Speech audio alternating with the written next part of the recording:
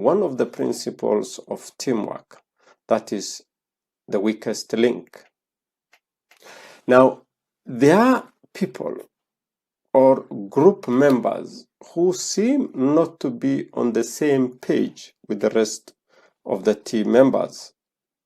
They seem to be detached or disconnected from the team. There are many reasons why they are disconnected, but that is not something we are going to discuss today. Now, in your organization, who is the weakest link? Do you know who is the weakest link in your organization? This is a very important question to ask yourself. And remember these two people in your group. They are those few who are not willing to take the trip with you. Wherever you are going, wherever you are taking your team, they are those who are not willing. They have their own agendas. They have their own plans. They are not willing to go with you where you are going. And there are those, this is the second group, which we are very much interested. This is the group that we are going to discuss today. This is the group that you are not willing to accept them into your group. This is the group that is unable to travel with you wherever you are going. Now, they have three characteristics. This is the group that you don't want them to be in your team for whatever reasons, but you will know from these three characteristics. They are unable to keep pace with the team members. Reporting to work, they come late. Give them assignment, they don't complete. They are always complaining about this and that. They are unable to keep pace with the rest of the team. Number two characteristics is they are unable to see the bigger picture. They are unable to comprehend the organization's vision. They are not able to see the bigger picture. Characteristics number three, they are unwilling. You see, we've talked about unable, inability. Now we have come to unwillingness. This is a question of attitude. They are unwilling to learn and develop themselves. They don't want. You tell them about, seminars, you tell them about workshops to improve themselves, to gain skills. They drag their feet. They give excuse. I cannot go to this. I don't want this. They give you excuses. You see, they are unable to develop themselves. And they are unable also to work with the team. The team members find difficulty in working with these people. And these people find difficulty in working with the team members. In every team, there is that individual, that person who helps other team members to get the job done. We call him catalyst or get it done person. Now, what is it that makes you think you are different from other people? What is it that makes you think you are different from other team members? Is it because you get them do things that other people could not get them do it? Now, there are generally two types of people who achieve great things. The first one is go-getter, the person who goes the extra mile to get things done. Now, this is predominantly for himself or herself. The other one is get it done person. Get it done person is that individual who is a member of a team and helps the team to go the extra mile and score the goal. This is a catalyst. Before I studied a lot of subjects. I studied engineering, I studied law, I studied education, I studied psychology. But when I studied leadership is when I came to realize the importance of not only going and getting the stuff done, but also helping the team to achieve a positive result. Now, there are different types of people, but get it done people, they have 8 qualities, about 8 qualities, or even more. But let me just give you some of these qualities. The first quality of get it done person, the first quality of get it done person is they are passionate.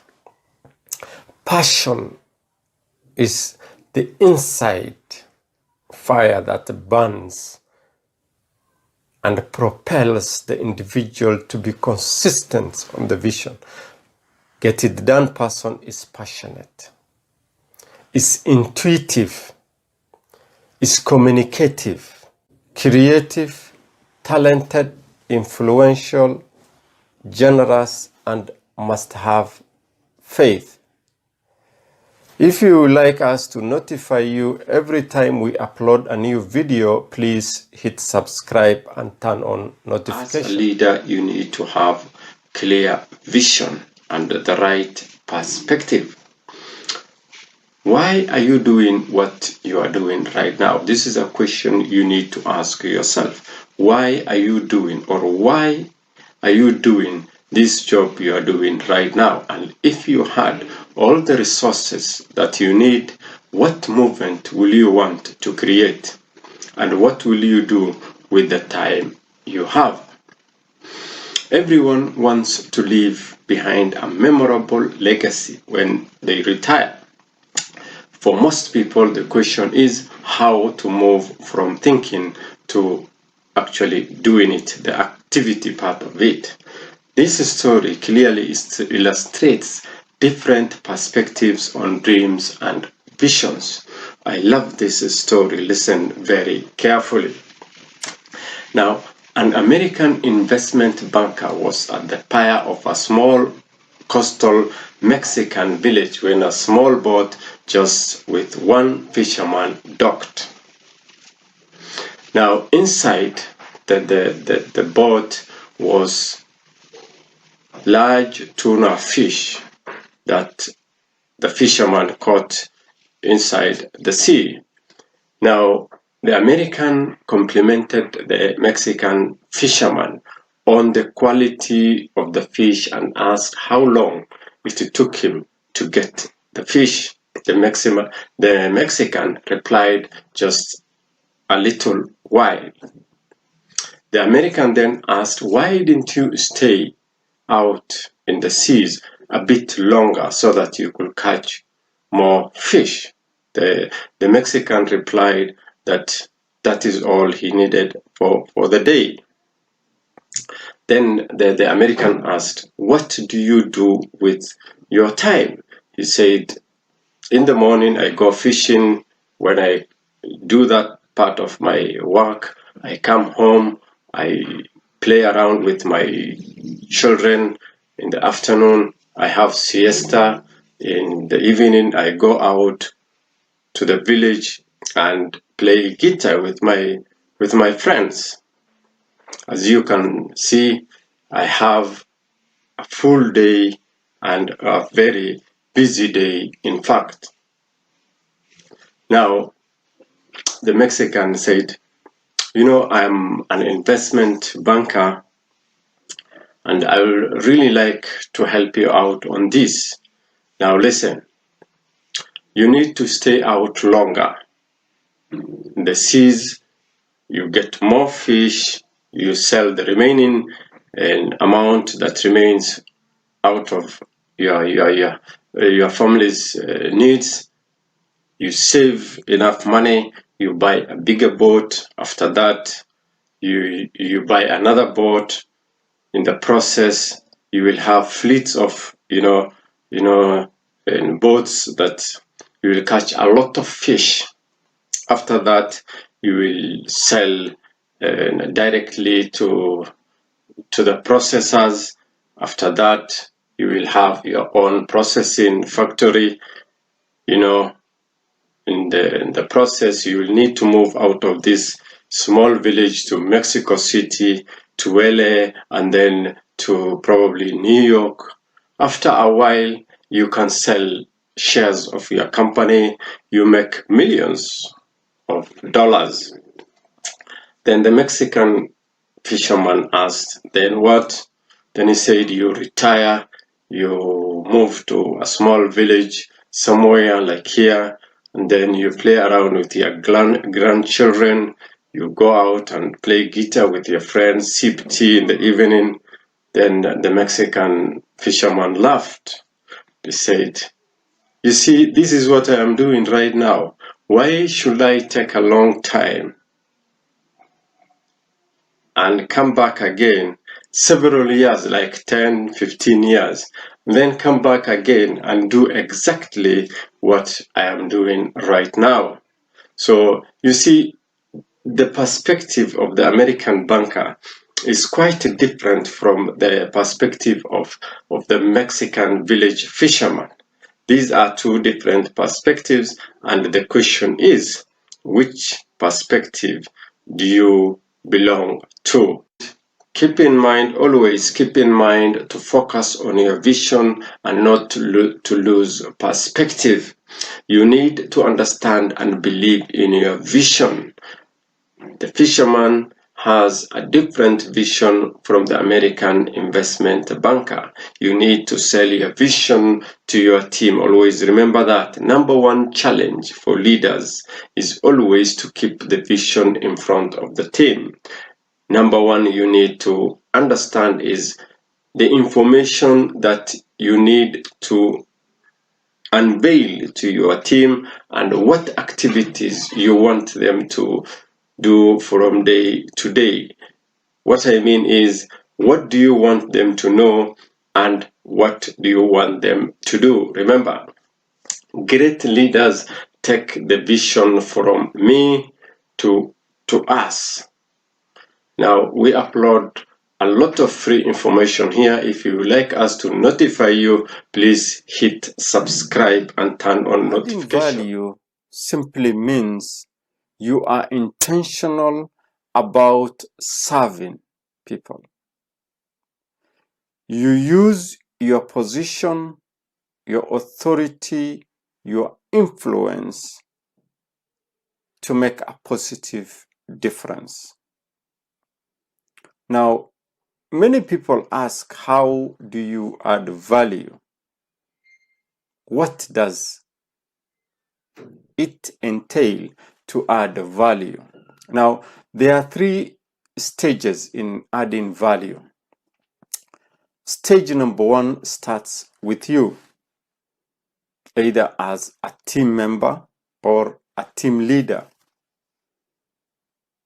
You must be someone of value to add value to other people. This is stage number one. If you are not someone who has value in any field, you cannot add value to other people. You must be someone who has some sort of value. Now, what does it mean to have value? There are different fields. There are doctors, there are nurses, there are lawyers, there are engineers, there are accountants, there are managers. in your field, you must be one of the best, if not the best, in that group. That is what it means to have value. Now, there are two sides to this value. There is the technical part that we have talked about, and there is the emotional part, the personal development part of it. Person of integrity, person of trustworthiness, person of truthfulness. What we need is someone who has value. Now, stage number 2 is about valuing other people.